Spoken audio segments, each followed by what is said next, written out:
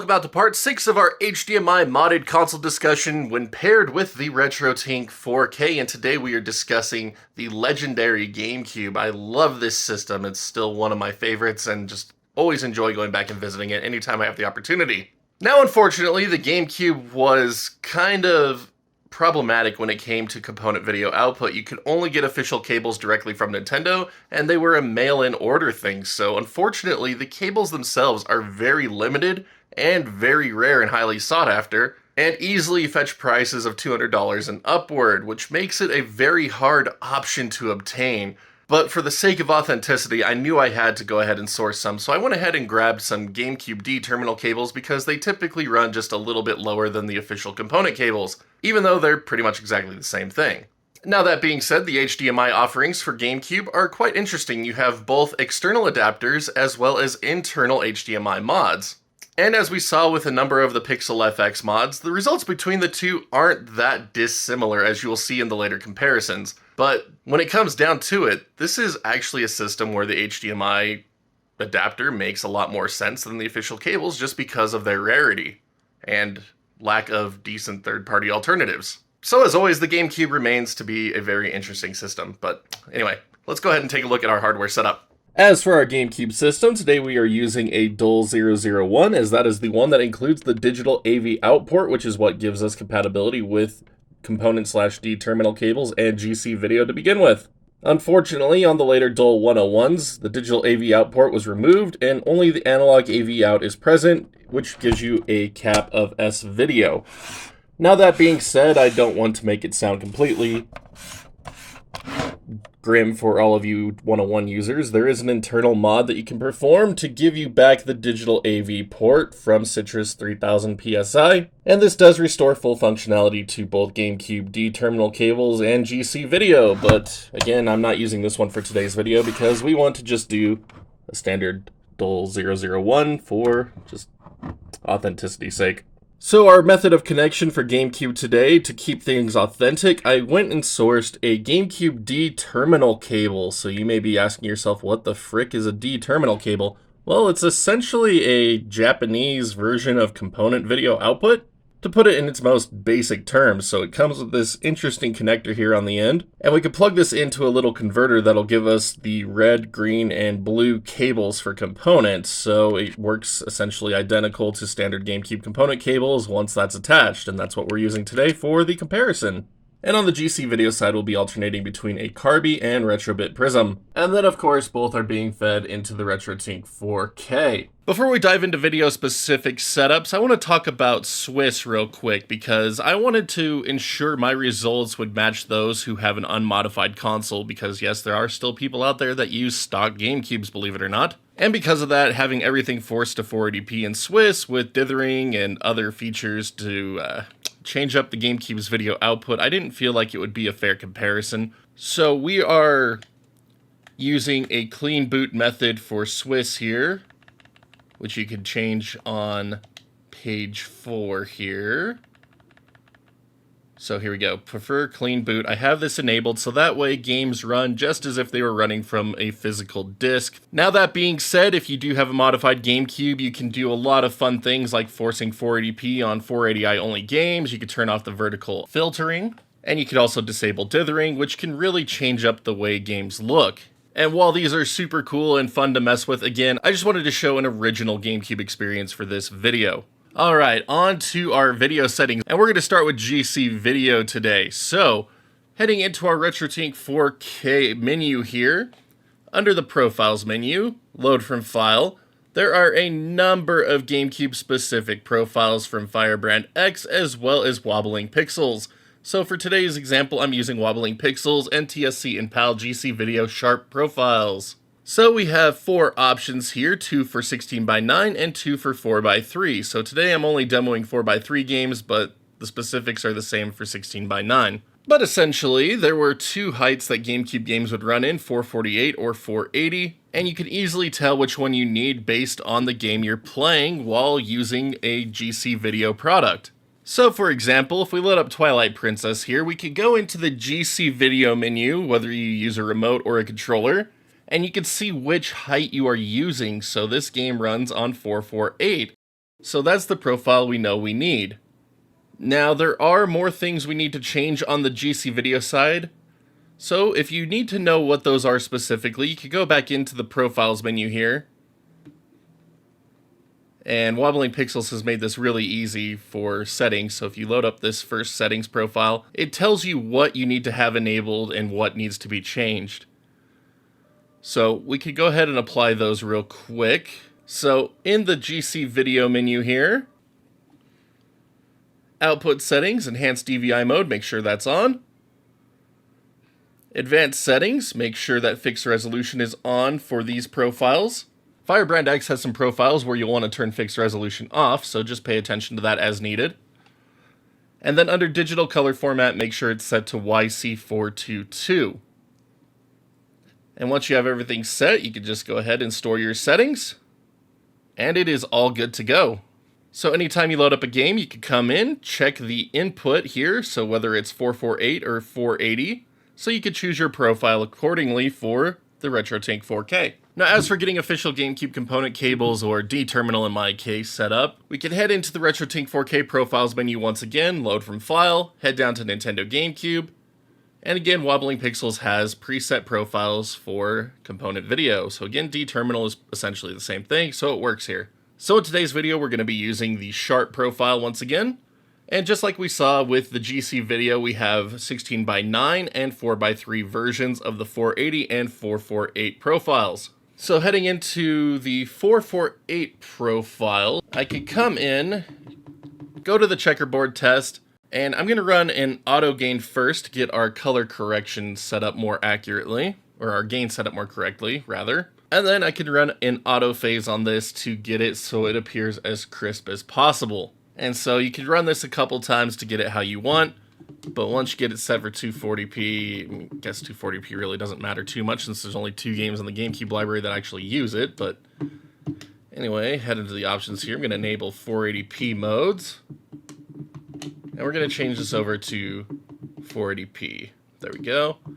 We're going to go back into that checkerboard test, and same thing again, just going to run an auto gain and auto phase until I get this to appear as crisp as possible. Until it looks something like that. Perfect. And once I have it set how I want, I'm just going to make sure to save that. There we go. And then we need to repeat the same thing with every single profile. Now, unfortunately, for the 480 calibration here, you can see that the horizontal stretch isn't making the grid line up as expected. We could go into the advanced settings, scaling, cropping, and temporarily change the aspect correction over to 1:1 pixel mode, so that way we can make sure to get everything looking as good as possible. So auto phase. And since we're still on a 480p resolution, your previous gain should already be applied. But once you have everything looking good, we could go back into the menu, scaling, cropping, and change it back over to a 4:3 aspect ratio, so that way it'll look better in games itself. And then we could just save the current profile once again. Now, the easiest way to tell whether or not you need the 448 profile or 480 profile is to load up a game and see if you have any black borders along the top and bottom of the screen. So here we are back again in Twilight Princess. A game we already know is 448, but you can see that there are black borders on the top and bottom while I'm loaded into the 480 profile. So changing over to the 448 profile, we now have a fully filled screen to represent it.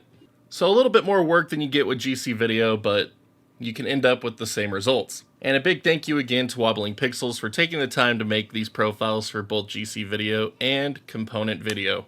Now, before we dive into the comparisons, I want to take a moment to talk about another GameCube fan named Travis, who has written 2 awesome books about the GameCube. And if you're as big of a fan of the system as I am, I really recommend checking these ones out. They are really cool. It's a very fun companion set of books to have for the GameCube. The first one is an overall view of all the games released on the system, brief synopsis reviews of each, and just a really cool companion history piece, while as Project Dolphin 2 here is full of interviews about a few GameCube games and their development process. And again, Travis is a big GameCube fan, and these books have just been an awesome little companion piece to owning the system and being a fan of it. Now, this isn't anything sponsored. I just really enjoy Travis's work here, and Travis has been a friend to the channel, so spreading the love, go check it out. Links will be in the description below, as well as my 2 reviews on both of these books.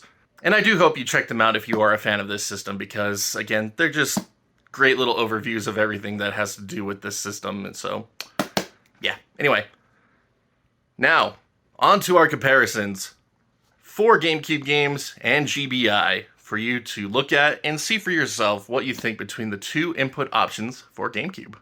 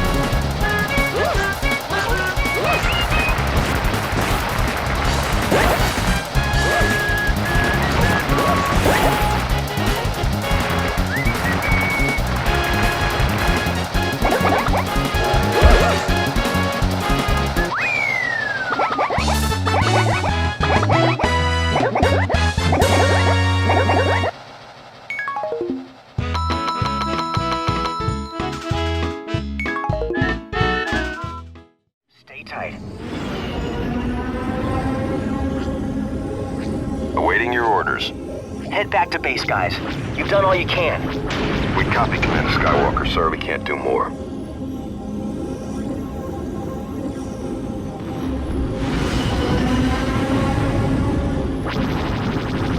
Rogue Squadron, how can we help?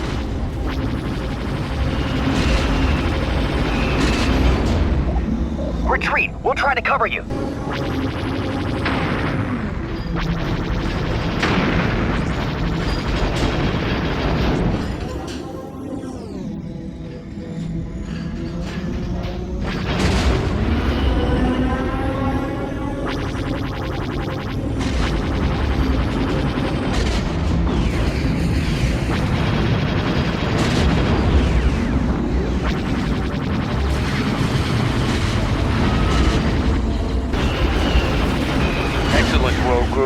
We'll take it from here. Commander Skywalker, we've got Imperial walkers approaching from the north. Stop their advance. Steady, Jack. Attack pattern Delta. Go now.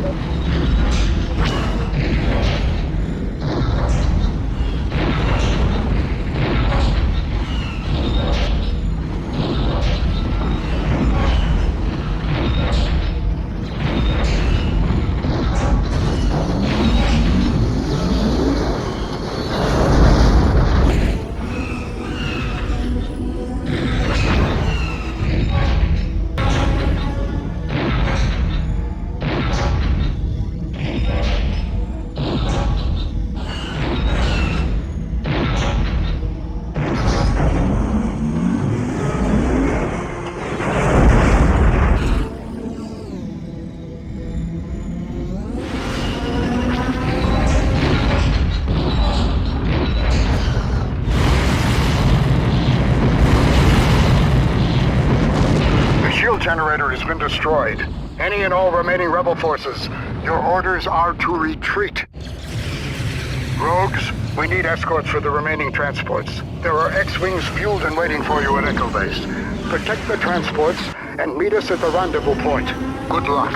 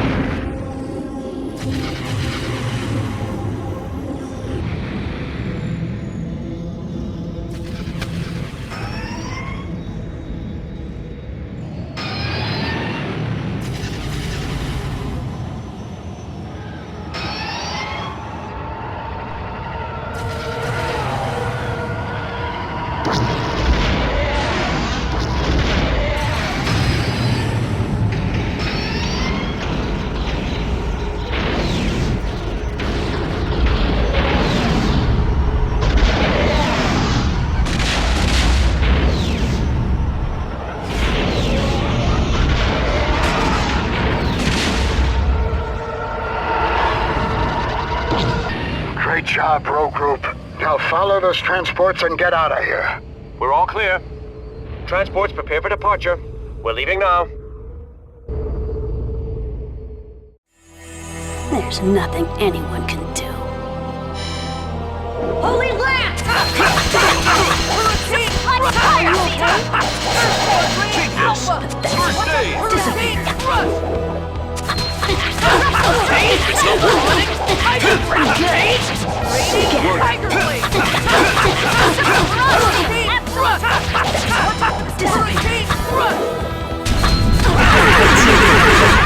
Get her. Cyclone Seal. Ready? Disappear. Shaking Falcon! Disappear. Don't overdo it. Fire Seal. Force Seal. Ray. Take that!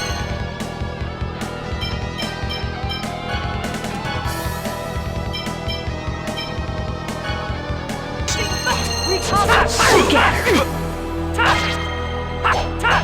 Disappear. It's not working. Disappear. Tricky.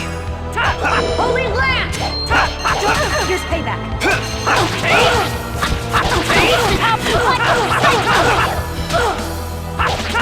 Help is on the way. Healing circle. It's not working. Judgment. I'll revert this entire world back to nothingness. Get away from me. Betray the world just for your sister? None of you understand how I feel. You're the one who doesn't understand. Take this. First aid. Get away from me. Pretty good. Get her. It's not working. Holy Land. Bring back his soul from purgatory. Resurrection. Get her. Land. Here's payback.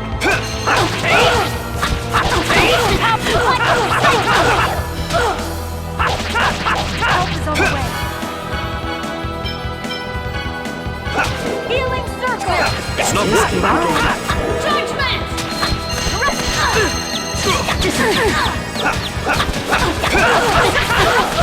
My sister means everything to me. I won't let anyone get in my way. Get away from me. I messed up. It's not working. Get her.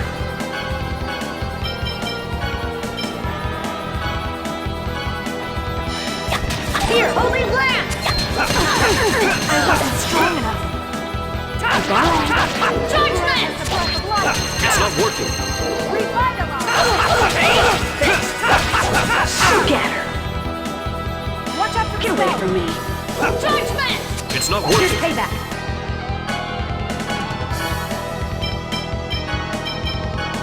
Please. Disappear. It's not working. Ray! You okay? Bring back the soul from purgatory. Resurrection. Don't overdo it. First aid. Judgment! Disappear. Don't overdo it. First aid. Get her. Tiger Blade! Disappear. Don't overdo it. Tiger Blade! Healing circle. Get away from me. Disappear. Bring back his soul. Disappear. Resurrection. Don't overdo it.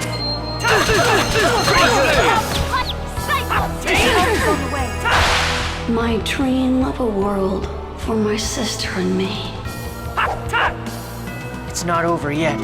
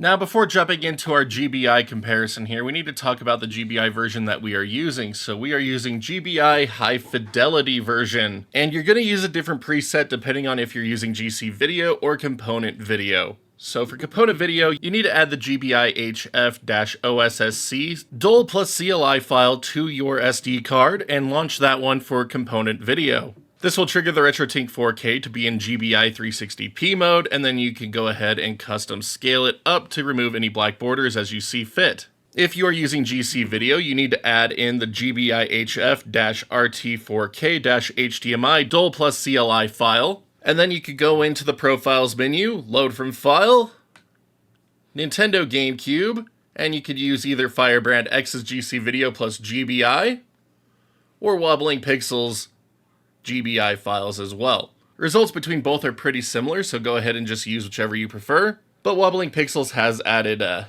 bit more masking options than Firebrand X has, so if that's your thing, go for it. But there are some settings that need to be changed on the GC Video side. So if you load up that profile, loading up the settings profile, we can see that we need enhanced DVI mode on, YC422 on, but now we need to turn fixed resolution off. So heading into our GC Video settings screen, advanced settings, fixed resolution off. We can now boot into GBI.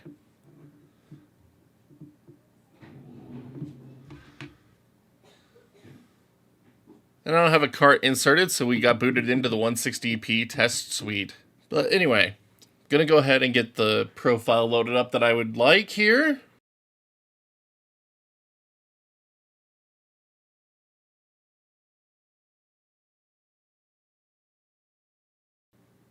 And there we go. And that does it for our GBI setup. Now let's take a look at Metroid Zero Mission running between GameCube component cables and GC Video.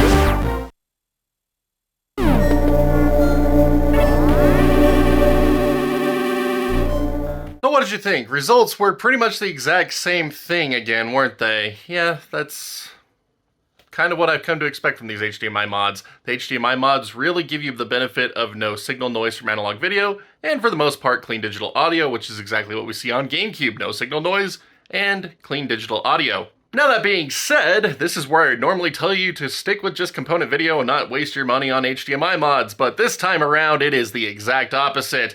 If you happen to already have official GameCube component or D-terminal cables, awesome! You don't need to worry about upgrading to GC video if you don't want to. You have a great input option for the RetroTink4K. But if you don't happen to have official GameCube component cables or D-terminal cables, guess what? GC video is the cheaper option. So if you have a Dol 001, you just go ahead and grab a Carby or a Retrobit Prism, hook it up to your GameCube, hook it up to your RetroTink4K, and you are living pretty. There's really no debate in the matter. $200+ versus 70 to 80. It's a no-brainer. I'm sorry. It really is.